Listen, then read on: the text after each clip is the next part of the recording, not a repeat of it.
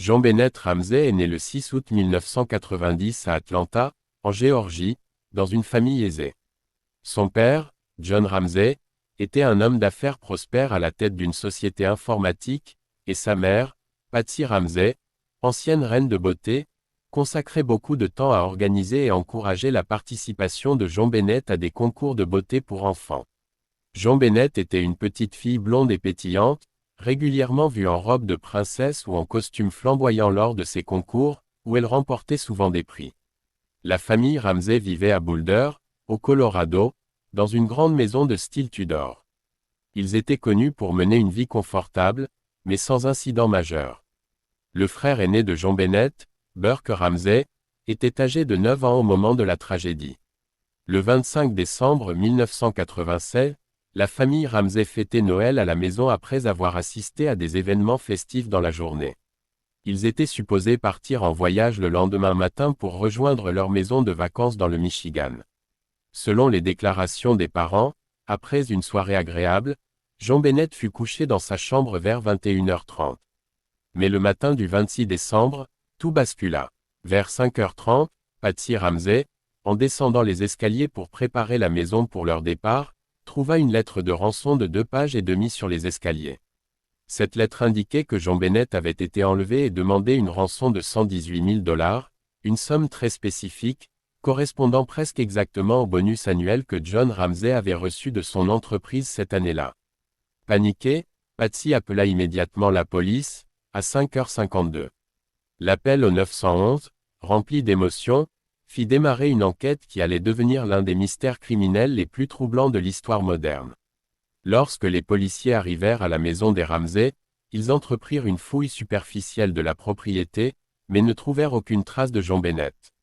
Ils prirent la note de rançon comme la principale piste et suivirent les procédures typiques dans un cas d'enlèvement. Mais quelques heures plus tard, vers 13h, John Ramsey, accompagné de son ami Fleet White, décida de fouiller à nouveau la maison, en commençant par le sous-sol.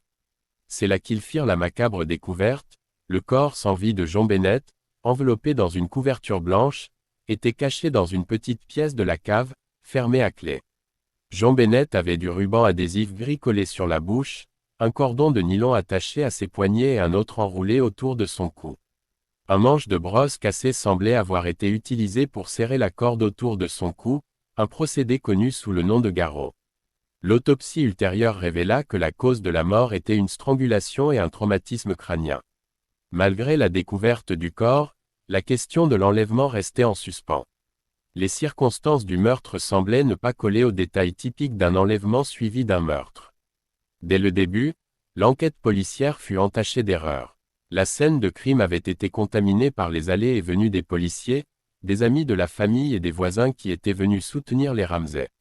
Le fait que John Ramsey ait déplacé le corps de Jean Bennett avant l'arrivée des enquêteurs médico-légaux compliqua également la collecte des preuves.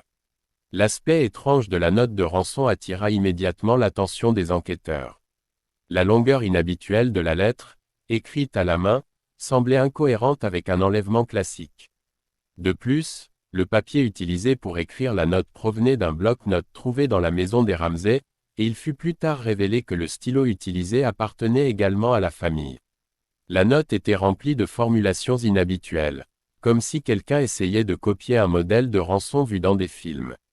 La demande de 118 000 $, un montant si proche du bonus de John Ramsey, renforçait la suspicion que le meurtrier connaissait bien la famille. Malgré ces indices, aucune preuve directe ne pointait vers un suspect en particulier dans les premiers jours. Rapidement, les soupçons se portèrent sur la famille Ramsey elle-même, en particulier sur John et Patsy Ramsey. L'une des principales théories des enquêteurs était que Jean Bennett aurait pu être accidentellement tué par un membre de la famille et que la note de rançon aurait été un stratagème pour dissimuler cet accident. Les enquêteurs pointèrent aussi certaines anomalies dans le comportement des parents après la découverte du corps. Par exemple, ils n'avaient pas immédiatement coopéré avec la police en refusant d'être interrogés en profondeur le jour même. Un autre élément étrange était le comportement de Burke Ramsey, le frère aîné de Jean Bennett.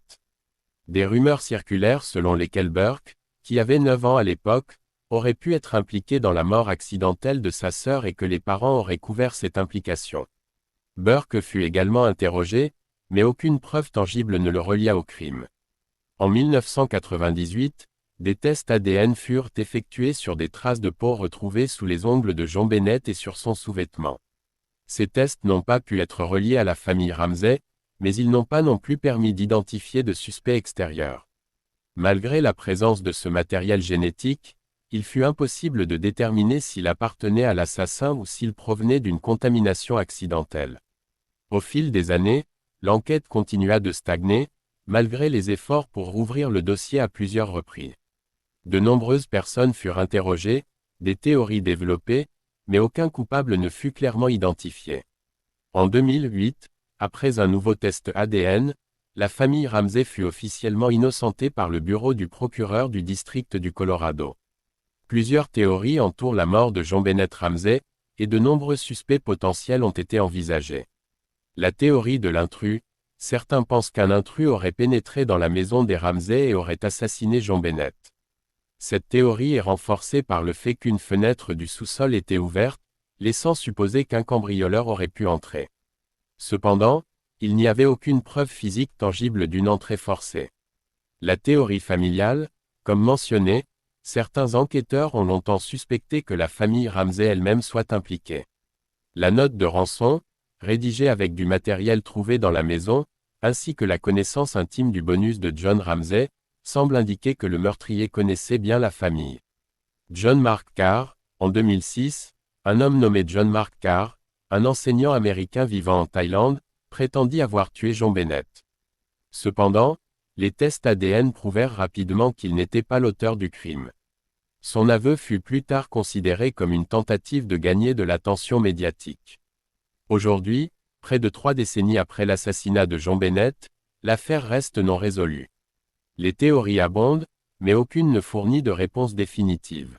Le public continue d'être fasciné par cette affaire, en grande partie à cause des nombreux rebondissements, des incohérences et de l'absence de justice pour la petite John Bennett. Ce cas tragique demeure un rappel des failles du système judiciaire et de la manière dont une enquête mal menée peut compliquer la quête de vérité.